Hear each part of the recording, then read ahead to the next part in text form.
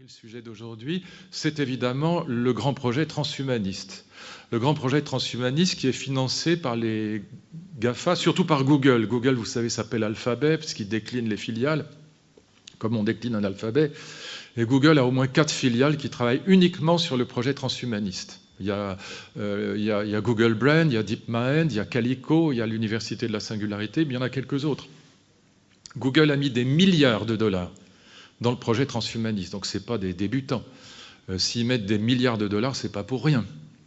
Mais ce n'est pas du tout une imposture. C'est un immense projet scientifique, alors idéologique aussi, mais qui n'a rien de ridicule. Et je vais vous l'exposer maintenant assez rapidement. Sur le transhumanisme, c'est 3 idées fondamentales. L'Est de la Chine, les fameux BATX, Baidu, Alibaba, Tencent et Xiaomi, sont rentrés aussi dans le projet. Donc on a vraiment là les plus grandes firmes au monde sont investies dans le projet transhumaniste. Qu'est-ce que c'est que le projet transhumaniste? C'est 3 idées fondamentalement. La première idée, c'est de passer d'une médecine qui était depuis les Chinois et les Grecs anciens, depuis toujours, la médecine était une médecine thérapeutique. On appelait le médecin quand on s'était cassé la figure, quand on avait eu un accident, quand on était malade. Le médecin était avant tout là pour réparer, pour soigner, thérapeutique. Le projet transhumaniste, c'est d'ajouter à la couche thérapeutique, on n'en a pas fini de la thérapeutique, il y a 140 000 morts du cancer cette année en France. Donc on a toujours besoin de thérapeutique, c'est pas fini. Mais l'idée, c'est d'ajouter une couche à la médecine thérapeutique et de passer donc d'une médecine thérapeutique à une médecine de l'augmentation, de l'amélioration de l'espèce humaine, comme on le fait pour des OGM, pour des grains de maïs. Augmenter l'espèce humaine. En anglais, ça s'appelle enhancement. C'est un mot qui revient des millions de fois dans cette littérature transhumaniste, qui est essentiellement américaine, anglaise, allemande, suédoise, très peu française. Donc augmenter l'être humain, améliorer l'être humain, augmenter. Ce que disent les transhumanistes, c'est qu'on est déjà entré dans cette logique de l'augmentation dans la deuxième moitié du XXe siècle avec la chirurgie esthétique et avec les drogues. La chirurgie esthétique, quelle que soit la définition que vous donniez de la laideur n'est pas une maladie. Donc on est déjà rentré dans une logique d'amélioration de l'être humain. Et les drogues, pardon, c'est un peu scabreux, mais c'est le meilleur exemple, le Viagra. C'est typiquement une drogue de l'augmentation. Je vais prendre un âge très avancé pour ne choquer personne dans la salle, mais avoir des troubles de l'érection pour un garçon passé 110 ans, c'est pas pathologique. La vieillesse n'est pas une maladie, pas plus que la laideur. Et donc, comme dit l'autre élégamment, en vieillissant, les raideurs se déplacent. On a là, oui, c'est pas très joli, mais ça dit bien ce que ça veut dire. Et donc, on a là déjà, disent les transhumanistes, vous voyez, une logique d'augmentation, d'amélioration. Deuxième idée, augmenter quoi?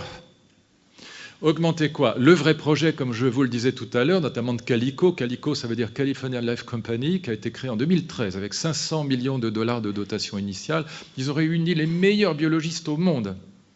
L'idée de Calico, c'est d'augmenter vraiment la longévité humaine, ce qu'on n'a jamais fait, contrairement à ce que beaucoup de gens croient.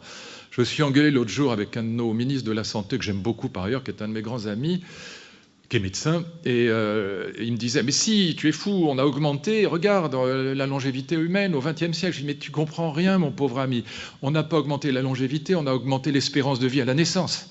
Mais ça n'a rien à voir avec la longévité. L'espérance de vie à la naissance, on l'a augmentée considérablement, notamment grâce aux antibiotiques, pas seulement, aussi les modes de vie. Mais d'ailleurs, je vous donne les chiffres, c'est très intéressant. On a augmenté l'espérance de vie très considérablement au XXe siècle. Au fond, ça a été assez tardif. Les premières statistiques qu'on a pour la France, c'est 1750. L'espérance de vie des Français était de 22 ans en 1750. En 1863, quand Victor Hugo publie Les Misérables, l'espérance de vie est de 35 ans. Homme-femme, je vous donne la moyenne. En 1900, on n'a pas beaucoup progressé. L'espérance de vie des Français est de 45 ans. C'est très peu.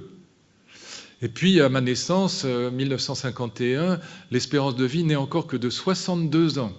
Statistiquement, je ne serai pas devant vous aujourd'hui, ce qui serait extrêmement fâcheux, surtout pour moi. Et donc, aujourd'hui, on est à 82 ans, mes amis, 82 ans. On a pris pratiquement 40 ans d'espérance de vie depuis 1900. Mais on meurt toujours à la même date de péremption.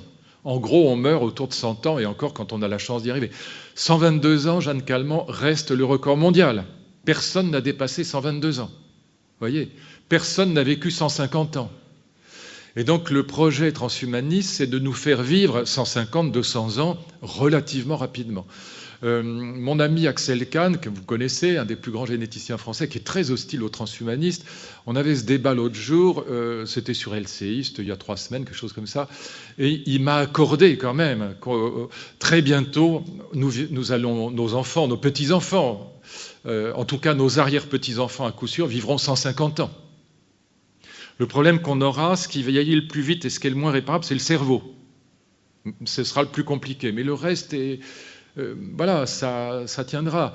Alors, le but, évidemment, de Calico, de Google, c'est pas de fabriquer un peuple de gâteux en fauteuil roulant, ce qui n'aurait quand même qu'un intérêt médiocre, mais c'est de nous faire vivre beaucoup plus longtemps, 200 ans par exemple, ou en tout cas 150 assez rapidement, en très bonne santé physique et psychique.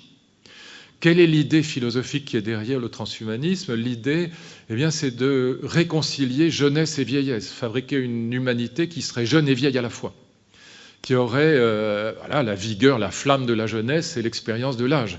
Vous connaissez tous l'adage, si jeunesse savait, si vieillesse pouvait, réconcilier les deux. C'est ça le projet transhumaniste, et beaucoup y travaillent. Frédéric Salman, qui est probablement l'écrivain ou le scientifique qui vend le plus de livres en France, un médecin, nutritionniste, bon, on travaille partout. Ne me croyez jamais, allez voir vous-même. Vous tapez sur Google « souris transgénique Université de Rochester », qui est une université américaine. C'est un des laboratoires qui travaille le mieux là-dessus. Ils ont fabriqué des petites souris qui vivent 30% plus longtemps que les souris normales. Mais là encore, l'intérêt de la chose, c'est qu'elles vivent beaucoup, beaucoup mieux. Pas de cancer, pas de cataracte, pas de maladie cardiovasculaire et mobilité, pas d'arthrite. Mobilité beaucoup plus grande. Donc l'idée, comment ça marche? C'est très intéressant. Alors je pourrais vous raconter ça, mais peut-être ça nous entraînerait trop loin. Mais disons que c'est une modification du génome dans l'embryon de la souris qui permet, quand elles grandissent et deviennent adultes, d'éradiquer, d'allumer et de flinguer, si je puis dire, les cellules sénescentes. Passé 50 ans, on fabrique des cellules sénescentes qui sont ni des cellules mortes, ni des cellules jeunes. Elles nous font prendre des rides, des cheveux blancs, du bide, on court moins vite, arthrose, cancer en pagaille. Et donc, quand on allume ces cellules et qu'on les détruit dans les souris, elles vivent beaucoup, beaucoup mieux et beaucoup plus longtemps. 30% plus longtemps, ça ferait quand même pour nous quelque chose comme 120 ou 130 ans. C'est ça la première marche vers laquelle veut aller le transhumanisme, notamment avec Calico, c'est nous faire vivre très rapidement 130 ans, donc en très bonne santé physique et psychique. La troisième idée transhumaniste, c'est... Donc la première idée, c'est passer d'une médecine thérapeutique à une médecine de l'augmentation.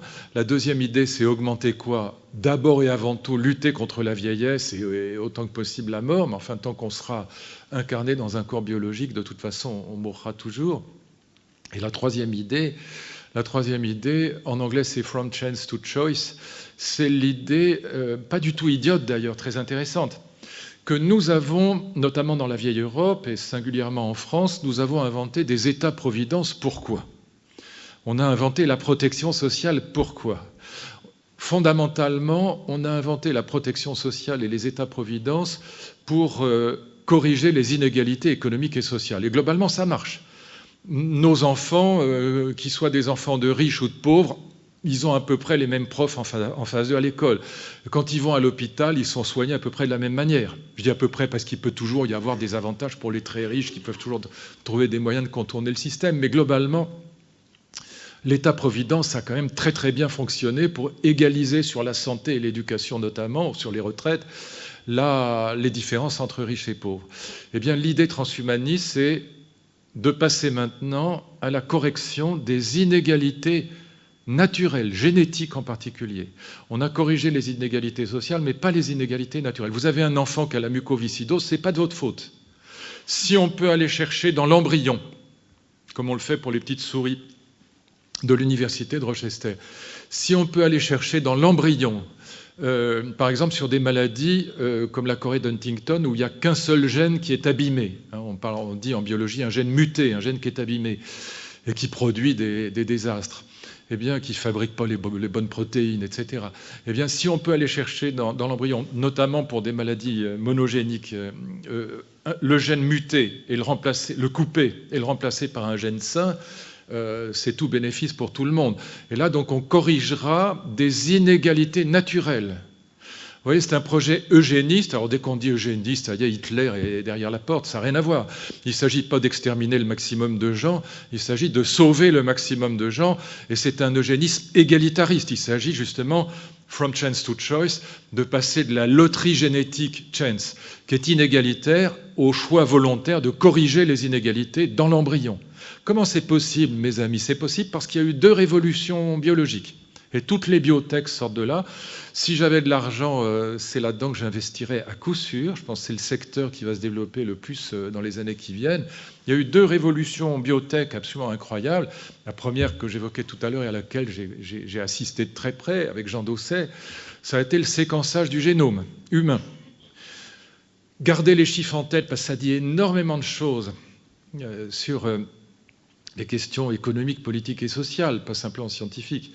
Le premier séquençage du génome humain, il commence en 1990, il est achevé en 2003. Il a duré 13 ans. 13 ans.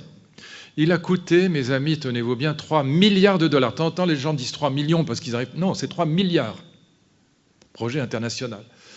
3 milliards de dollars. Autrement dit, je pense qu'aucun d'entre nous dans la salle ne pouvait se payer le séquençage de son génome.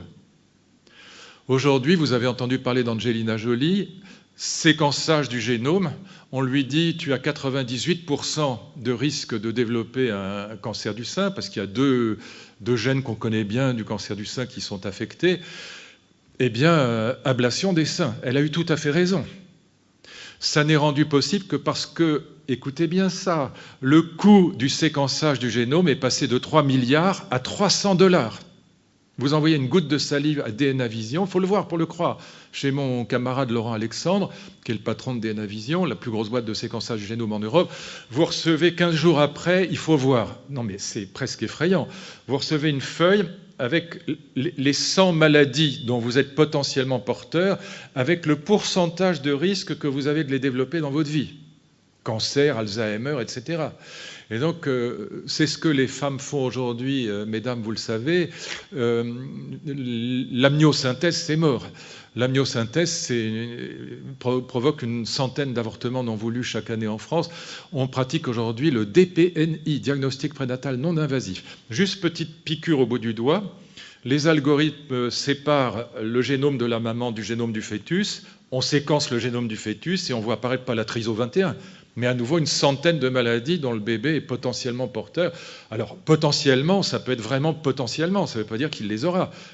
Tout dépend aussi de ses habitudes, est-ce qu'il fumera ou pas, etc. Mais évidemment, c'est un bon exemple, ce DPNI, parce que ça montre à la fois que c'est un progrès formidable, et en même temps, là, pour le coup, c'est de l'eugénisme, pas du tout transhumanisme, mais très éliminateur, puisque les chiffres sont d'ailleurs assez frappants. Il n'y a plus de trisomie 21 en France. Vous voyez très très peu de petits trisomiques 21, il n'y en a quasiment plus. Pourquoi? Parce que les femmes qui pratiquent une amniosynthèse ou qui pratiquaient une amniosynthèse, alors elles le font encore parce que le DPNI n'est pas remboursé, mais enfin ce sera dans 2 ans, 3 ans, il n'y aura plus que des DPNI. Les femmes qui pratiquent une amniosynthèse et qui découvrent que le bébé qu'elles portent est affecté de la trisomie 21, 97% d'entre elles avortent.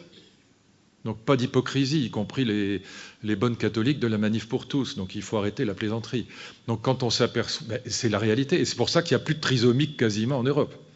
On en voit très très peu. Dans mon enfance, il y en avait beaucoup. Tout ça a disparu. Donc là, on a quelque chose qui est très typique de cette évolution des biotech. C'est le fait que c'est à la fois un progrès et en même temps quelque chose de problématique. Je disais qu'il y avait 2 révolutions biotech qui sous-tendaient finalement le transhumanisme. C'est le séquençage du génome, qui coûte 3 francs 6 sous aujourd'hui. Et à la fin de la décennie, ça coûtera moins cher qu'une prise de sang. Donc tout le monde pourra séquencer son génome. Par exemple, en Angleterre, ils ont pris une très très bonne décision. Tous les enfants qui sont atteints d'un cancer et qui ont moins de 10 ans auront gratuitement le séquençage de leur génome.